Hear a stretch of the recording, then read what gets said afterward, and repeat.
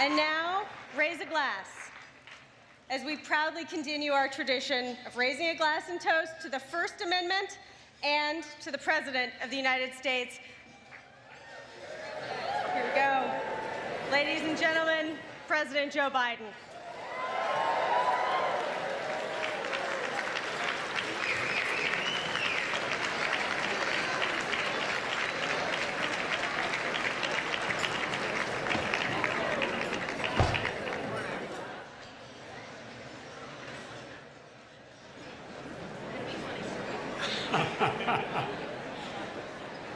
Thank you, Tam, for that introduction, I think.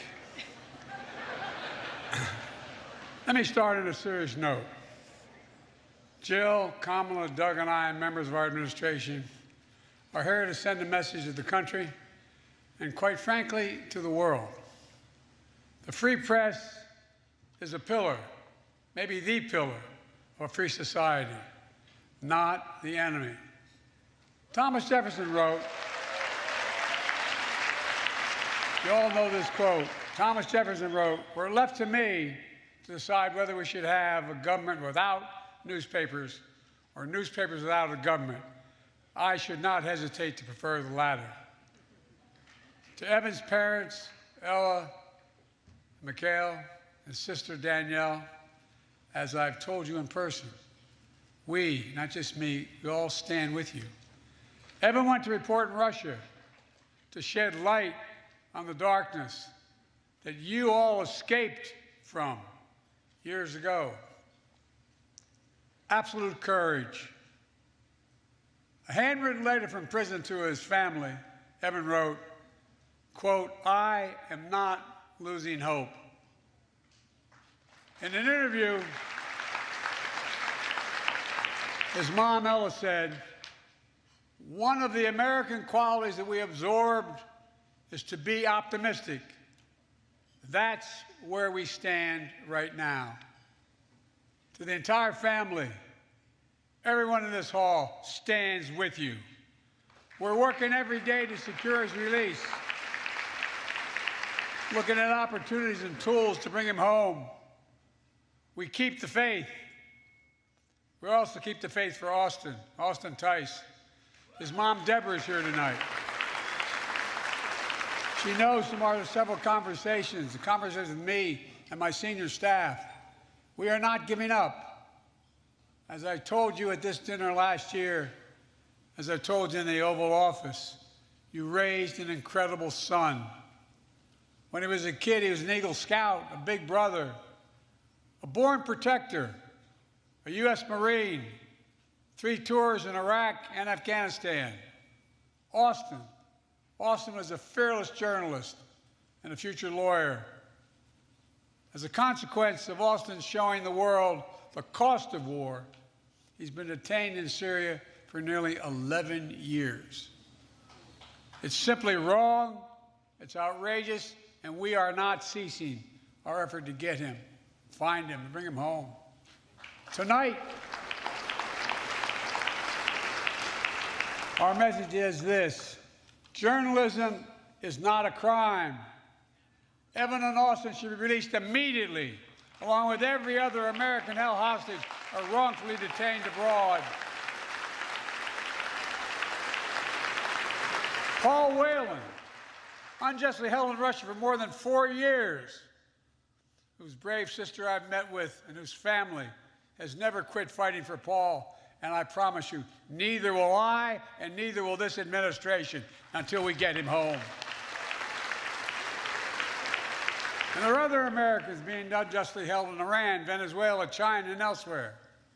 Their stories may not make headlines or hashtags, but every day, their family looks at that empty chair at the kitchen table. Birthdays, anniversaries, holidays without them. The pain of living in limbo, in a sense, is almost worse than the pain of having lost a child and looking at an empty chair. The stress of not knowing, the sorrow of uncertainty. But I want them and their families to know, Jill and I understand. We see them. They are not forgotten. And I promise you, I am working like hell to get them home. As a nation, we'll never give up on hope. Things can get better. Things can turn. Things can change. Tonight, unlike last year, Brittany Griner's here with her wife, Cheryl. Brittany, where are you, kid? Stand up. Come on. I love this woman.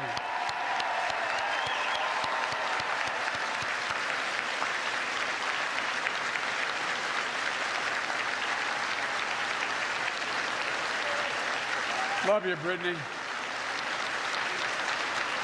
This time last year, we were praying for you, Brittany, hoping you knew how hard all of us were fighting for your release. It's great to have you home. And boys, I can hardly wait to see you back on the court, kid. Remember your promise, I get to bring my granddaughter, my all-state girl, to see you, right? Because of our unrelenting efforts, we've been able to bring home dozens of hostages and wrongful detainees from Afghanistan, Burma, Haiti, Iran, Rwanda, Venezuela, across West Africa, around the world. But we're doing everything we can to prevent these cases from occurring in the first place. For example, the State Department added the threat of detention as a new risk indicator to its travel advisories, to go along with the threat of kidnapping, to warn Americans where these threats are highest abroad. I also recently signed an executive order increasing the consequences for criminal groups and terrorists who engage in the appalling practice of treating human beings as bargaining chips, political pawns. Just 2 days ago, my administration announced the first sanctions under this new authority, punishing individuals in security service in Russia and Iran when part of the wrongful detention of Americans. Above all, across government, experts are working day and night to bring our fellow Americans home, much of which, as you well know, we can't talk about, concerned that it will backfire. But my commitment is to bring them home, just as I know your commitment is to continue to be in a free and fearless press. And that's what we honor tonight. This is not hyperbole. You make it possible. You make it possible for ordinary citizens to question authority, and yes, even to laugh at authority without fear or intimidation. That's what makes this nation strong. So tonight, let us show ourselves and the world our strength, not just by the example of our power, but by the power of our example. Folks, I know a lot's changed in the press. I've had a lot of conversations with a lot of you. This is not your father's press from 20 years ago. No, I'm serious, and you all know it better than I do. But still, it is absolutely consequential and essential. After all, I believe in the First Amendment, not just because my good friend Jimmy Madison wrote it.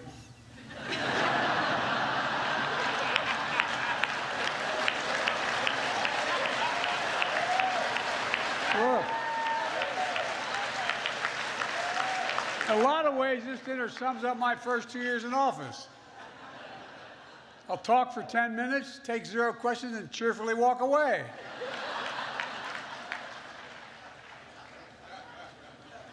Yeah, I know. I just announced my re-election campaign.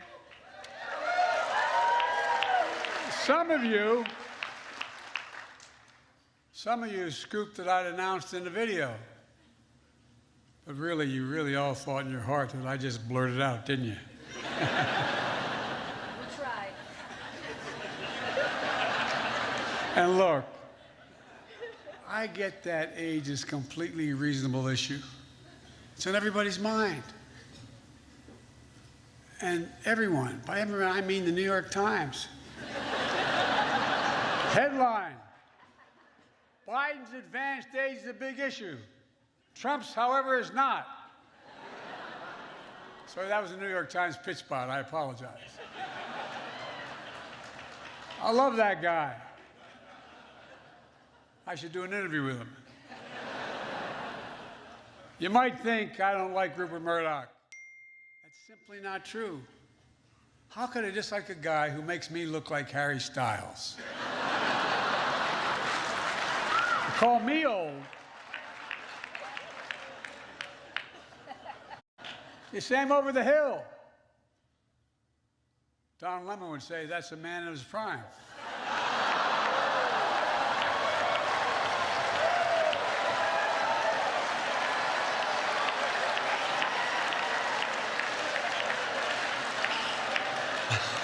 Folks, it's wonderful to be back here again, proving I haven't learned a damn thing.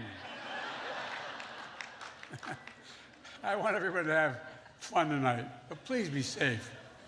If you find yourself disoriented or confused, it's either you're drunk or Marjorie Taylor Greene.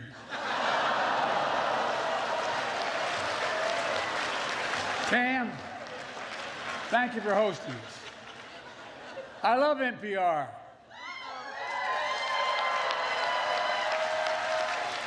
Because they whisper into the mic like I do.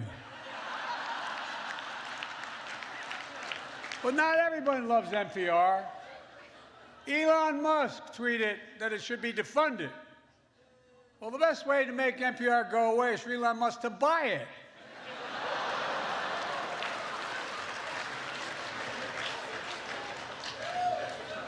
it. And that's more true than you think, anyway. This dinner is one of the two great traditions in Washington. The other one is underestimating me and Kamala.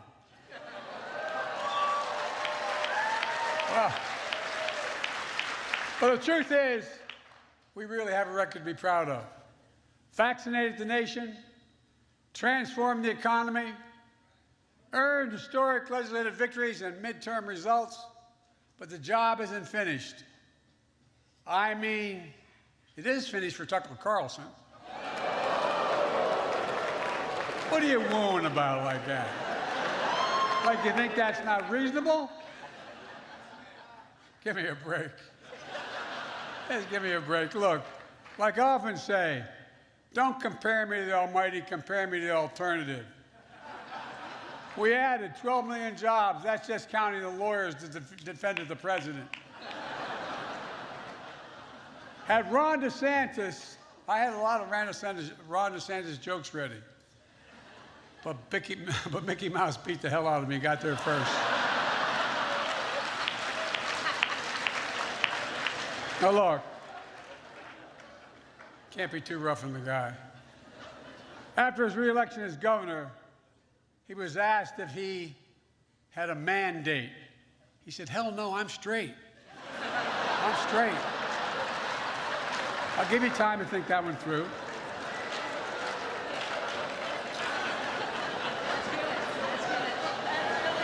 You got it? Look, y'all keep reporting my approval ratings is 42%. But I think you don't know this. Kevin McCarthy called me and asked me, Joe, what the hell's your secret?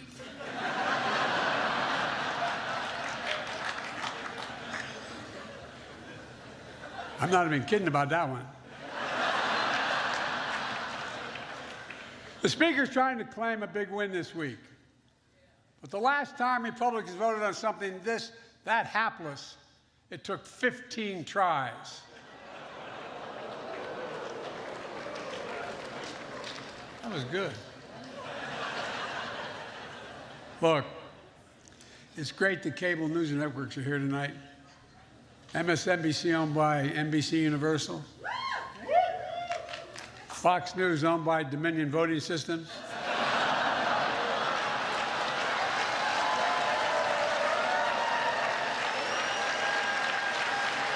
Last year, your favorite Fox News reporters were able to attend because they were fully vaccinated and boosted. This year, with that $787 million settlement, they're here because they couldn't say no to a free meal.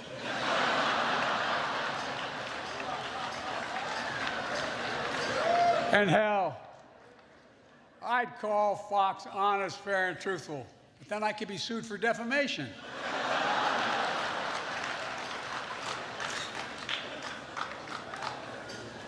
It ain't nothing compared to what they do to me. Look, I hope the Fox News team finds this funny. My goal is to make them laugh as hard as CNN did when they read the settlement. But then again, CNN was like, wow, they actually have $787 million?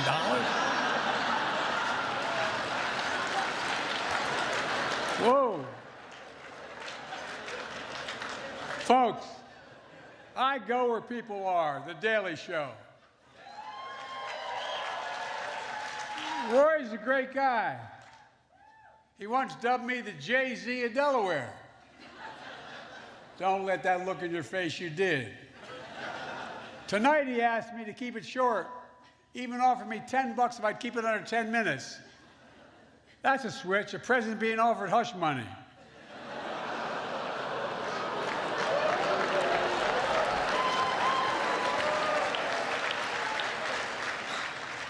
Look, I'm going to leave the jokes to the pros, but let me conclude on a genuinely serious note. Roy was born in Birmingham, Alabama. He graduated from a great HBCU, Florida A&M. He started in journalism to follow in the footsteps of his father, Roy Wood Sr., who covered the civil rights movement. During Black History Month this year, I hosted the screening of the movie Till. The story of Emmett Till and his mother is a story of a family's promise and loss and a nation's reckoning with hate, violence, and abuse of power. It's a story that was seared into our memory and our conscience, the nation's conscience, when Mrs. Till insisted that an open casket for her murdered and maimed 14-year-old son be the means by which he was transported. She said, "Let the people see what I've seen." The reason the world saw what she saw was because of another hero in this story, the black press. That's a fact. Jet Magazine, the Chicago Defender, and other black radio and newspapers were unflinching and brave in making sure America saw what she saw.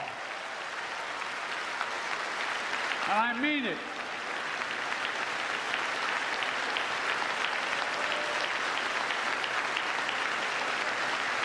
Ida B.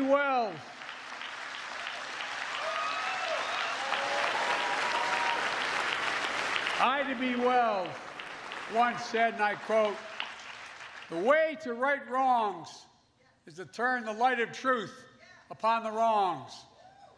Turn the light of truth upon the wrongs. That's the sacred view, in my view. That's the sacred charge of a free press, and I mean that. That's what someone we still miss so much, who you honored posthumously tonight, stood for, Gwen Ifill. You know, she was among the very best we talked about at the table. She moderated my first debate for vice president and was a trusted voice for millions of Americans. Gwen understood the louder the noise, the more it's on all of us to cut through the noise to the truth. The truth matters. As I said last year at this dinner, a poison is running through our democracy and parts of the extreme press. Truth buried by lies, and lies living on as truth. Lies told for profit and power.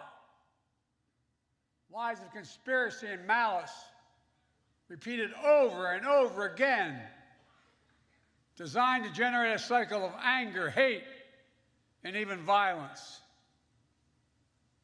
A cycle that emboldens history to be buried, books to be banned, children and families to be attacked by the state, and the rule of law and our rights and freedoms to be stripped away. And we're elected representatives of the people, are expelled from state houses for standing for the people. I made clear that we know in our bones, and you know it too, our democracy remains at risk. But I've also made it clear, as I've seen throughout my life, it's within our power, each and every one of us, to preserve our democracy. We can, we must, we will. I'd like to make a toast, if I had a glass.